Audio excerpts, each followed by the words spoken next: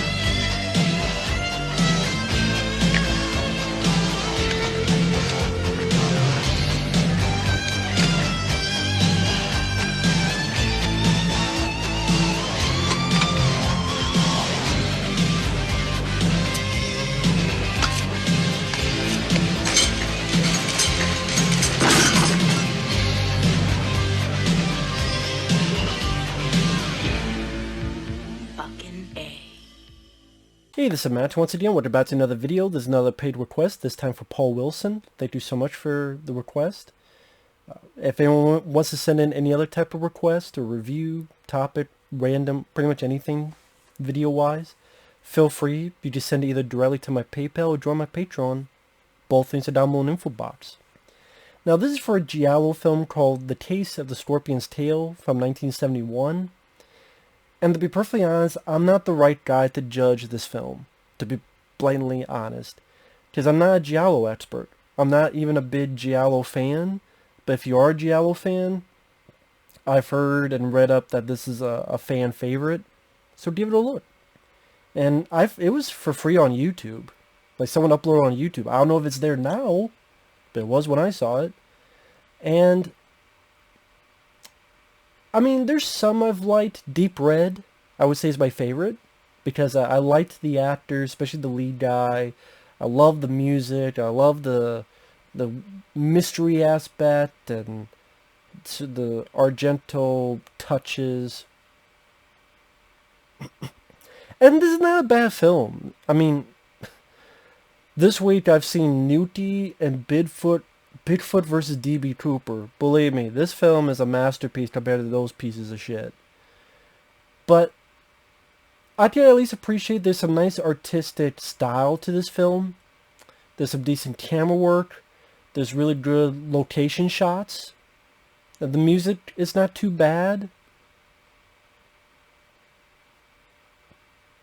And like I said, if you are a fan of giallo films, feel free. I don't think this is that gory of a film compared to others.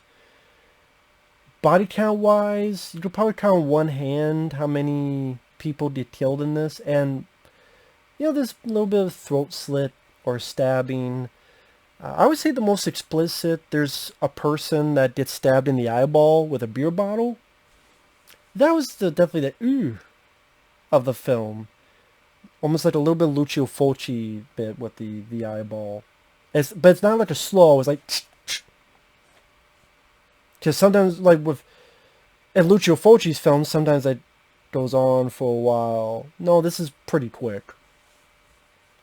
But obviously that's the goriest moment in the movie. The story of the film, a wife is found cheating on her husband, and then she finds out that her husband has died in a plane disaster. So now she is receiving the life insurance policy, and there are people out of the woodwork going, what the fuck? Like, I want that money. You don't deserve that. And lo and behold, there is a killer with black gloves that has a thing or two to say about it as well. And you also have an insurance investigator, you have a female reporter, you have a Interpol officer, you have also a police inspector, all in the midst of this. Now, acting-wise, I don't know who any of these people are, so I'm very ignorant when it comes to that.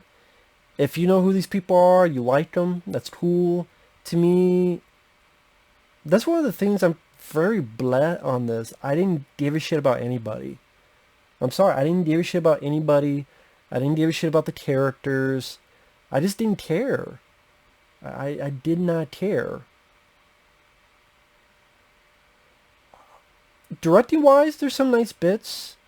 There's a point where someone's looking through a peephole and looking at a person, and she turns and the door is being unlocked, and in slow motion she runs towards it.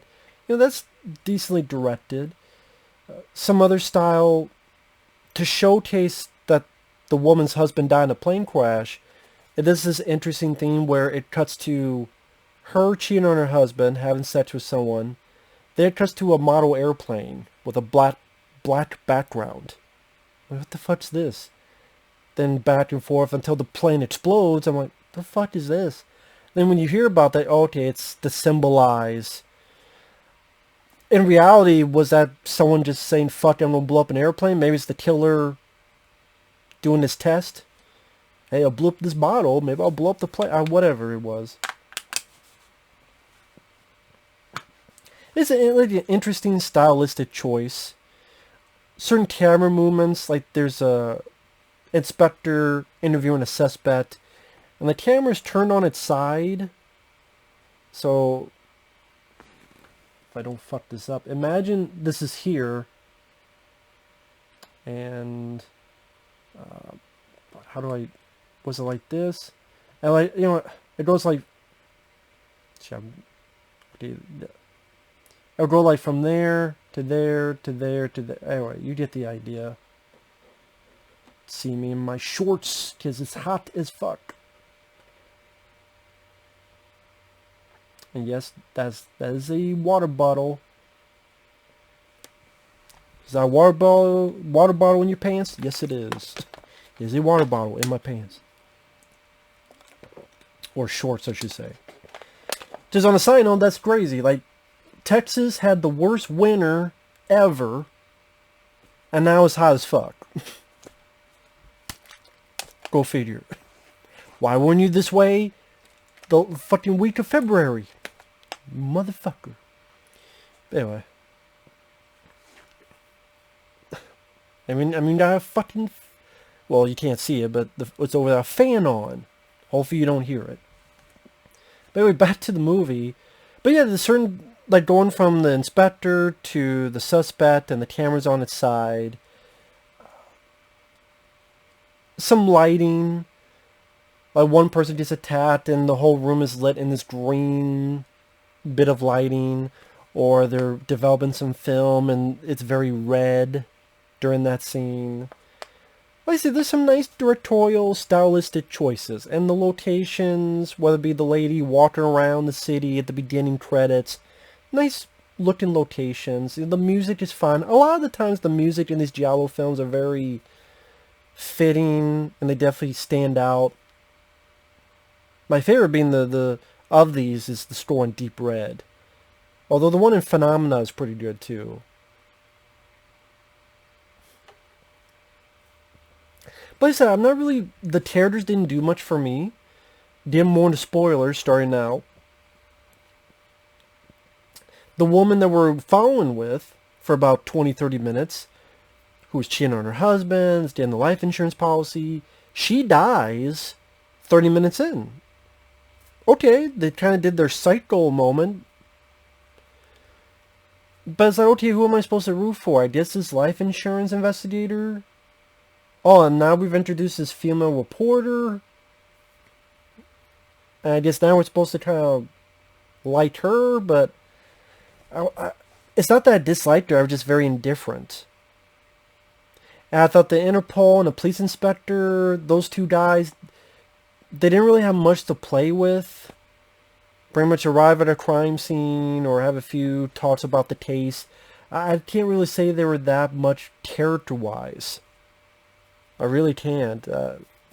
I just... Indifferent. Indifferent is the best way to put it. And like I said, there's some nice directing choices. I mentioned this one woman who's a mistress of that former husband. she's being looked at through the peephole, and the slow motion, her trying to get the door before it's fully unlocked. That was decent.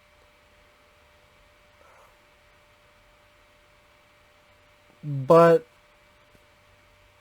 it doesn't have a big body count.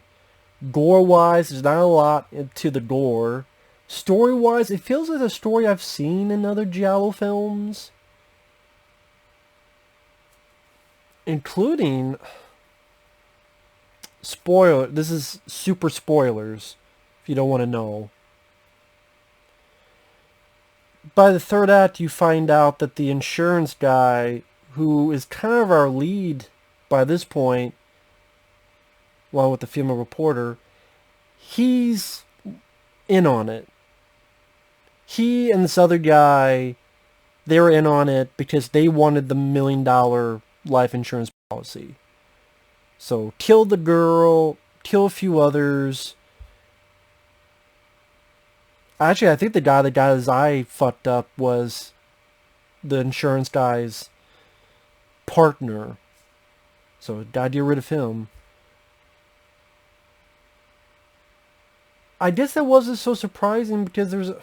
Well, if I say that, I'm going to give that movie away too. There's another Dario Argento film, I'll say, that kind of...